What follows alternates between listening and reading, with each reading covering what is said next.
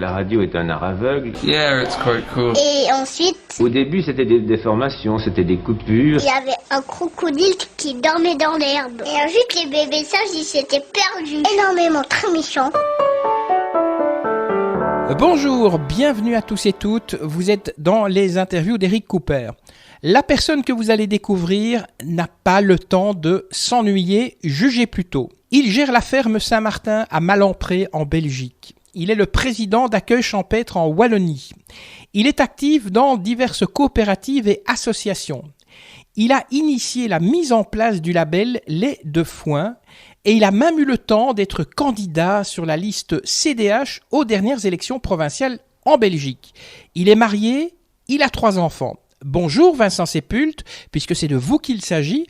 Alors une première question, quelle étiquette avez-vous envie qu'on vous colle ? Celle de cultivateur, d'agriculteur, de paysan ou de fermier ? Alors moi je me qualifie toujours d'agriculteur, tout simplement. Ça, c'est le qualificatif qui me convient le mieux en tout cas, oui. 2 mots peut-être sur cette ferme que vous gérez, c'est la ferme Saint-Martin ? C'est la ferme Saint-Martin. En fait, l'histoire, c'est une reprise d'abord de l'exploitation familiale de mes parents. Et ensuite, on a bifurqué vers la diversification, plutôt sur la thématique de l'accueil, avec des gîtes, chambres d'hôtes et un petit salon de dégustation. Pourquoi justement vous avez diversifié ? Ah ben ça, c'est l'histoire qui nous a un peu poussé à cela, dans le sens où, après pas mal de crises dans le secteur agricole, crise des hormones, dioxines et autres, le prix s'est souvent effondré dans nos productions. Moi, c'était le lait et la viande. Et donc, il fallait trouver une alternative pour pouvoir assumer ces investissements. Donc, comment est-ce qu'on fait dans ces cas-là ? Il n'y a pas 36 000 solutions. On essaye de réfléchir au potentiel de sa région et essayer de s'accrocher sur un revenu qui est beaucoup plus stable. Donc après quelques péripéties, périclitations à gauche, à droite, voir un peu comment les collègues s'en sont sortis, on a choisi cette diversification sous forme d'accueil à la ferme, parce que la région est très portée vers le tourisme. On est dans la région de Durbuy, près de la Baraque de Fréture aussi, et donc c'est vraiment une région qui est très très portée vers cet accueil touristique, soit l'hiver avec les pistes de ski, soit l'été avec Durbuy. Et donc on se dit, on pourrait aussi, nous, en tant qu'agriculteurs, accueillir ce type de public. Alors est-ce qu'une ferme, pour vivre ou survivre, doit absolument se diversifier ? Pas nécessairement, mais il faut reconnaître qu'après toutes ces crises, au jour d'aujourd'hui, une ferme sur 7 est en diversification. Donc ça veut dire que quand même, c'est une nécessité dans beaucoup de cas. Et ça correspond surtout à une attente du consommateur, parce que le consommateur, lui aussi, il se rend compte que l'agriculture locale de sa région est en train de changer, parce que le contexte du marché mondial pousse à l'intensification et il ne veut pas nécessairement cela. L'agriculteur, lui, il produit toujours quand même ce que le consommateur consomme. Et donc, c'est comme ça que les deux se sont rejoints quelque part. Et on est arrivé à ce que l'agriculteur, donc 1 sur 7, je le répète, c'est quand même important, c'est pas rien, a choisi de se réancrer sur son territoire avec différentes formes de diversification. Donc ça peut concerner le paragricole, donc tout ce qui est parallèle aux productions primaires. Là, je parle de l'accueil à la ferme, la transformation à la ferme, les travaux pour tiers, donc des travaux d'intérêt public ou des travaux pour tiers à titre privé, et des diversifications liées à des filières traditionnelles, mais complètement atypiques. Là, je parle par exemple de la production de quinoa, pour donner un exemple concret. Voilà, là, on est vraiment clairement dans la diversification et de plus en plus d'agriculteurs veulent se différencier. C'est un des moyens qui est jugé nécessaire pour pouvoir survivre quelque part et résister en tout cas aux aléas du marché mondial. Comment vous êtes devenu agriculteur ? Moi je suis tombé dedans quand j'étais petit, c'est comme Obélix quelque part, c'est la 5e génération. Je suis la 5e génération et mon fils qui vient d'intégrer l'association va faire la 6e. J'en suis très content, très fier d'ailleurs. C'est un bonheur pour nous d'avoir su transmettre cette passion-là. Moi, c'est vraiment quelque chose qui était évident. C'était mon métier depuis tout petit. Je voulais faire ça, je l'ai réalisé. Malgré toutes les difficultés, on a réussi à maintenir l'outil en place et suffisamment rentable que pour en vivre. Donc c'est un chemin naturel, pas évident, ça c'est clair, mais qui nous correspond. Est-ce que c'est un métier qui se transmet de père en fils, par exemple, ou bien si quelqu'un veut se lancer dans l'agriculture, mais qu'il n'a aucune expérience, suffit que quelques cours et puis on peut se lancer? Souvent, ça se fait de père en fils, c'est clair. Maintenant, il existe des formations, effectivement, qui permettent à ce qu'on appelle des NIMA, donc des non issus du milieu agricole, c'est l'acronyme, de pouvoir intégrer, par exemple, une exploitation qui est en fonction et éventuellement poursuivre en reprenant cette exploitation ou bien accéder à un foncier pour faire du maraîchage par exemple et essayer de développer son marché pour en vivre ultérieurement. Donc c'est pas nécessaire mais franchement c'est quand même quasiment obligé de passer par cette transmission de père en fils. La plupart du temps ça se fait comme ça. Dans cette ferme ici, à la ferme Saint-Martin, vous avez beaucoup d'activités, gîtes, chambres d'hôtes, séjour à thème, vous avez un magasin à la ferme. Combien de personnes travaillent ici? C'est seulement les membres de la famille ou bien vous devez faire appel à des personnes extérieures? Pour le moment, nous sommes une association de fête avec mon épouse, mon fils et moi-même. Donc c'est 3 équivalents temps plein, c'est 2 familles, plus une employée, une salariée, et des extras en saison qui viennent aider pour les changements de séjour, le check-in, check-out de chaque semaine, on va dire. Là, ils viennent en renfort. Donc, quelque part, ça participe à l'économie locale. Et donc, ça crée de l'emploi et ça crée une dynamique et du lien social à l'intérieur du village, oui. Alors, comme vous travaillez aussi dans le tourisme, j'ai une question à vous poser. Est-ce que vos vaches, elles ne font pas trop de bruit? Ah, ça c'est un non pas de cloche, donc ça c'est déjà réglé. Mais elles font du bruit, mais ça fait partie de la ruralité. On a la chance d'être dans un village pour lequel ça ne pose pas de problème. Et avec un peu de pédagogie et quand même un peu d'empathie envers les voisins quand il y a un souci, on réagit, on essaye de solutionner les choses, mais ça se passe franchement très très bien. J'entends bien que dans la presse, c'est pas toujours le cas. Il y a des abus de néo-ruraux qui sont là en train de critiquer. J'ai même vu jusqu'au criquet dans Provence ou des cloches dans les alpages. Enfin, c'est quelque chose de fou. Je ne sais pas où on va avec ce type de principe-là. En tout cas, ça ne participe pas à la cohésion sociale. Et évidemment, moi personnellement, je ne comprends pas ça. Si vous habitez en ruralité, il y a des avantages, il y a des inconvénients. Il faut les accepter, il faut les respecter. Et je ne vois pas de solution autre que celle-là. Vous êtes aussi président d'une ASBL, c'est Accueil Champêtre en Wallonie. Vous nous parlez un petit peu de cette ASBL ? C'est une ASBL qui date de 2001, qui est le résultat de la fusion des 2 syndicats majoritaires à l'époque, donc les UPA et l'Alliance agricole. Et donc, mais ultérieurement, cette ASBL avait d'autres noms et a été créée par des agriculteurs pour accompagner des projets liés à l'accueil à la ferme et à la transformation à la ferme. Et donc, on est là pour aider les agriculteurs à réorienter leur entreprise vers un marché plus local, du circuit court quand c'est de la transformation, des hébergements quand il s'agit d'accueil, mais ça peut être aussi sous forme de camping, ça peut être aussi sous forme de ferme pédagogique pour l'éducation des jeunes enfants, ça peut être aussi sous forme d'accueil social pour les plus fragilisés, et c'est aussi un axe à l'innovation qu'on est en train de créer et qui va pouvoir permettre de servir de guichet unique pour toute demande de projets innovants. Et donc on va essayer de les aider, on va servir d'ensemblier pour trouver les compétences nécessaires à un projet innovant. Donc voilà, c'est quelque chose qui existe depuis maintenant pas de 40 ans et qui se développe énormément. On a 500 membres, on a une équipe de 16 personnes actuellement, donc je gère cette équipe à Gembloux, on est situé à Gembloux. On travaille sur l'ensemble du territoire de la région Wallonne. Et nous avons environ pas loin de 1000 produits d'accueil. Un produit, c'est quoi? C'est un gîte ou une chambre d'hôte ou une ferme pédagogique ou un magasin à la ferme, etc., etc. Donc 1000 produits à proposer que les consommateurs peuvent retrouver sous forme de brochures ou sur notre site internet accueilchampêtre.be. Et si les agriculteurs souhaitent avoir un accompagnement, ils peuvent aussi nous retrouver sur le site accueilchampêtre-pro.be. Et là, ils pourront trouver tous les services et les chargés de mission qui sont là pour les accompagner dans leurs projets.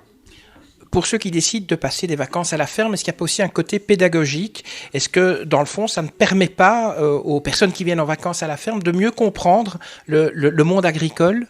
C'est une des grandes fonctions. En fait, on parle toujours de l'APACUE pour la promotion des produits, mais le accueil champêtre, au travers de l'accueil par les agriculteurs pour un séjour ou l'accueil de classes scolaires, participe aussi à l'éducation permanente, entre guillemets, du consommateur ou des enfants. Ça fait partie aussi d'une image, d'une notoriété, d'une crédibilité dont le secteur a besoin. Et donc, chaque agriculteur est amené à bien communiquer vers le consommateur pour expliquer un petit peu les aléas du métier, ses avantages, ses inconvénients, pourquoi est-ce qu'on pratique de la sorte, pourquoi est-ce qu'on utilise telle méthode de production, quelles sont les difficultés dans la commercialisation. Vraiment être très très pédagogue tout au long du séjour, quand il y a une demande de la part du consommateur, bien évidemment. Et donc, c'est vraiment complémentaire à la promotion des produits qui est réalisée par d'autres agences. Aux dernières élections provinciales, vous étiez présent sur la liste CDH. Quelles ont été vos motivations pour vous lancer en politique? C'est déjà de représenter mon secteur, tout simplement, et de faire quelques avancées au niveau du programme de ce parti. Ça veut dire que si nous, agriculteurs, on a toujours tendance un petit peu à se plaindre parce qu'il y a des décisions politiques qui nous sont imposées. Moi, j'estime qu'on a aussi le devoir de s'impliquer en politique. Donc, ça me paraissait tout à fait justifié de défendre cet aspect-là des choses au travers de l'élaboration du programme, en l'occurrence au CDH. Mais est-ce que vous ne pensez pas que les politiciens ont parfois un double message? D'un côté, ils disent « on vous soutient » et puis d'un autre côté, ils arrivent avec le Mercosur, par exemple. Ça c'est clair qu'il y a une fameuse hypocrisie, quelque part, et surtout au niveau de l'Europe, je dirais. L'Europe a cette politique d'expansion, de trouver des marchés à l'international, mais en se servant souvent de l'agriculture comme variable d'ajustement pour obtenir gain de cause dans tel ou tel marché à l'exportation. Et le secteur agricole, lui, doit essayer de trouver, d'être toujours concurrentiel par rapport à ce type de marché. Et ça, c'est la grande difficulté. Ce que le politicien, en tout cas au niveau de l'Europe, là où il y a une hypocrisie, c'est que, ok, on défend ce marché, ou cette ouverture vers le marché, ce potentiel marché aux agriculteurs, mais on ne défend jamais le prix à laquelle devra s'adapter l'agriculteur. Et ça, c'est totalement injuste. Pour moi, c'est une hypocrisie, mais complète. Le résultat de ce type de politique, c'est qu'aujourd'hui, on est moins de 2% de la population à assumer les 100% des besoins en nourriture pour l'Europe. Ça, c'est un vrai... c'est factuel. C'est totalement factuel. Il n'y a pas besoin de me dire le contraire. C'est facile à vérifier. Et c'est pour moi l'échec total de ce qui a été, de ce qui est défendu au préalable. Et ça, c'est difficile à digérer, en fait, pour notre profession. On se sent vraiment trahi à tout bout de champ, en fait, depuis des années, depuis quasiment 40 ans. Donc, oui, c'est une forme d'hypocrisie, d'autant que ce niveau de prix est nécessaire. Je m'explique, si le secteur agricole vend sans les subsides, le consommateur doit comprendre que ça coûtera beaucoup plus cher. Mais le politique l'a très bien compris aussi. Si ça coûte plus cher, ça veut dire qu'il y aura moins de pouvoir d'achat éventuellement pour consommer d'autres produits. Et donc, ils ont besoin d'avoir un produit agricole très bon marché pour pouvoir faire fonctionner continuellement l'économie qui nécessite une croissance. Et cette croissance, elle est liée à un financement. Or, on s'attaque à un mode de production, à un coût de production, on ne s'attaque jamais au mode de financement des États. Or, c'est celui-là qui coûte le plus cher, qui coûte énormément. On rembourse uniquement, je le rappelle quand même, on ne le dit jamais dans les débats, mais on ne fait que de rembourser l'intérêt de la dette. On ne rembourse jamais le capital. Alors, il faut quand même arrêter un peu le délire. Et à un moment donné, il faut réfléchir à un autre mode de fonctionnement au niveau du financement des États, ou en tout cas du système économique. On est au bout du bout, et le dindon de la farce, en première ligne, c'est le secteur agricole. Mais il ne faut pas se leurrer, les autres secteurs d'activité vont y passer aussi. Donc là, on est au bout de cette logique qui est totalement destructrice en fait, et voilà, il faut revoir tout ça. Quand on fait ses courses dans les grands magasins, on trouve facilement des haricots du Kenya ou des concombres du Maroc, mais pourquoi est-ce qu'il est si difficile dans les grandes surfaces de trouver des produits locaux ? Alors on les trouve, encore faut-il lire les étiquettes, et encore faut-il que ça s'organise un peu mieux. Maintenant, de plus en plus de grandes surfaces proposent un coin producteurs locaux. Mais il y a encore du boulot, on va dire. Moi, j'encourage en tout cas les consommateurs à venir aussi en ruralité, pour ceux qui ont les possibilités, évidemment. Mais de plus en plus de magasins à la ferme sont en train de naître, à gauche, à droite. Donc, c'est peut-être pas un volume important. Mais enfin, quand même, ils existent et ils se redéveloppent. Ils se redéploient sur l'ensemble du territoire. Donc, c'est important. On peut aller les chercher à ce niveau-là. Et au niveau des grandes surfaces, là, c'est plus compliqué parce que, de nouveau, on joue dans ce jeu hypocrite de concurrence où on va toujours tirer le prix vers le bas. Sauf que, bah oui, mais il y a un moment, il faut que le prix soit payé de façon équitable. Donc, d'ailleurs, il y a un label prix juste qui est en train d'être mis en place. Je pense que c'est une chose à laquelle le consommateur doit être attentif. Alors, moi, je connais le lait de soja, mais le lait de foin, c'est quoi exactement ? Alors, on n'est pas en train de presser du foin pour en faire du lait. Non. En fait, c'est un label, c'est une STG, c'est une spécialité traditionnelle garantie. Donc, c'est un label qui est octroyé par l'Europe avec un cahier des charges. La différence avec les AOP et les AOC, c'est que cette recette est utilisable sur l'ensemble du territoire de l'Europe. Et donc, l'idée, c'est le cahier des charges impose d'utiliser uniquement des produits non fermentés et des céréales sous forme de céréales moulues, aplaties. Pourquoi ? Tout simplement parce que dans les ensilages, dans tout produit conservé, vous avez quelques bactéries qui, lors de la traite, peuvent se retrouver parfois dans le lait. C'est pas négatif, c'est simplement que quand on fait du fromage, elle s'exprime lors de l'affinage et provoque des gonflements. Ce qui fait qu'on ne peut pas pouvoir affiner le fromage sur du long terme, comme le comté par exemple, pour reprendre le plus célèbre. On fait de l'affinage maximum 6 mois ici en Belgique. Avec ce type de lait, avec ce mode de production, c'est-à-dire sans produits conservés pour l'alimentation du bétail, on produit un lait qui est indemne de listérien, indemne de toutes ces bactéries qui provoquent ces gonflements.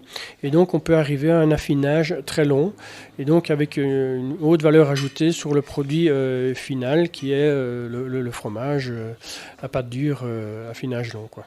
On va un petit peu parler d'écologie. Le trou d'ozone, on le sait, c'est la faute des vaches. Et puis, nos rivières sont remplies de nitrates. Est-ce que les agriculteurs seraient des pollueurs ? Doucement d'abord, on n'est pas responsable de tout. Je pense que chacun doit prendre sa part, même si on doit faire tous des efforts.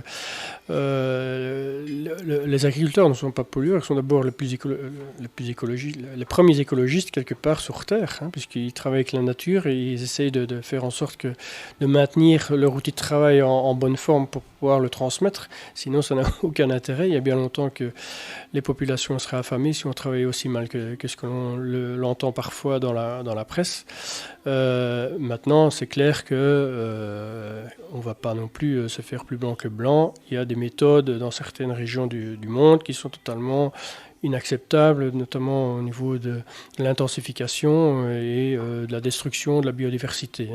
Pas besoin de faire un dessin. Quand on parle du soja, on sait très bien que c'est très destructeur. Quand on parle d'engraissement, je reviens au Mercosur, on sait qu'il y a des paddocks de milliers de bétail qui sont là, parqués, vraiment, c'est pitoyable de voir ce système d'engraissement. Donc là, effectivement, il faut le dénoncer. Moi, en tout cas, je suis en tant qu'agriculteur le premier à le dénoncer. Mais en région wallonne, il faut être honnête, on travaille de façon vraiment impeccable. Enfin, je suis fier de la façon dont je produis les choses. Je le revendique. Je n'ai pas peur de venir, de montrer ma façon de travailler aux consommateurs qui séjournent chez nous, qui sont de passage chez nous. J'ai vraiment aucun problème avec ça. Et je pense que c'est la grande majorité, en grande majorité le cas des autres agriculteurs en région wallonne. Donc voilà, des efforts, oui, mais pas que nous. Si on prend les autres secteurs de l'industrie, là, je pense que tout le monde doit regarder devant sa porte et faire aussi son mea culpa. Est-ce que notre mode de consommation est justifié dans le sens où tout est jetable, tout est, on tend vraiment à consommer vite et à jeter encore plus vite. Bon, est-ce que c'est justifié de manger des produits partout dans le monde à toute saison ? Voilà, ce sont des choses qui font que on a tous une responsabilité. C'est un peu trop facile de taper sur le secteur agricole. Je pense qu'il y a tout un travail de sensibilisation auprès du consommateur à réaliser, à tout niveau, que ce soit dans le déplacement, dans la construction, dans ses vacances, dans la consommation, dans sa consommation alimentaire, etc., etc., etc. Il y a vraiment un gros travail de sensibilisation à faire auprès de la population. Une dernière question, est-ce que dans 50 ans, il y aura encore des agriculteurs ? Bien sûr qu'il y en aura encore. Sinon, je pense que la population aura un gros problème, un énorme problème. Il faut qu'il y ait encore des agriculteurs, évidemment, et les plus diversifiés possible, selon moi. Pourquoi ? Parce que pendant qu'ils font de la diversification, c'est-à-dire une activité bien ancrée et qui correspond à son territoire, ils ne participent pas nécessairement au volume. Donc, quelque part, ça permet aussi de maintenir une biodiversité suffisante sur une partie du territoire. Ça participe aussi à l'impact paysager. Ça participe aussi à la cohésion sociale du territoire, que ce soit dans les villages ou entre les villes, le périurbain, le magasin à la ferme, etc. Tout ça, ça fait partie de la société. Ça doit être maintenu comme tel. Alors, bon... si on se dit que oui, ok, on va consommer encore moins cher, ça veut dire que on va privilégier des produits qui seront issus d'autres continents. Alors là, si tout le monde s'y met dans ce sens-là, ça risque fortement de mettre en danger les exploitations traditionnelles qui n'ont pas justement choisi cette orientation d'ancrage territorial avec une activité de diversification. Mais là, de nouveau, je remets chacun devant ses responsabilités. C'est un choix collectif et les solutions ne seront pas individuelles, elles seront collectives. Voilà, chacun doit agir selon sa conscience et selon sa volonté d'avenir pour ses enfants, parce que c'est quand même demain le plus important. Il faut préparer l'avenir de ses enfants et pas seulement l'avenir du lendemain ou une vision qui va pas plus loin que le bout de sa chaussure. Merci Vincent Sépulte de m'avoir reçu dans votre ferme, donc la ferme Saint-Martin à Malempré, et aussi d'avoir répondu à toutes mes questions. Avant de vous lâcher, et là je parle aux auditeurs des podcasts, 2-3 petites choses peut-être à vous demander. Si vous avez aimé ce podcast, eh bien dites-le nous et cliquez sur like. Partagez-le aussi ce podcast avec vos amis sur Twitter, Facebook, LinkedIn, SoundCloud. Abonnez-vous, comme ça vous serez le premier informé de la prochaine publication, du prochain interview, des interviews d'Eric Cooper. Et puis laissez-nous un petit commentaire sympa, ça fait toujours plaisir. Merci, que la force soit avec vous et puis à très bientôt. Ça y est, c'est fini.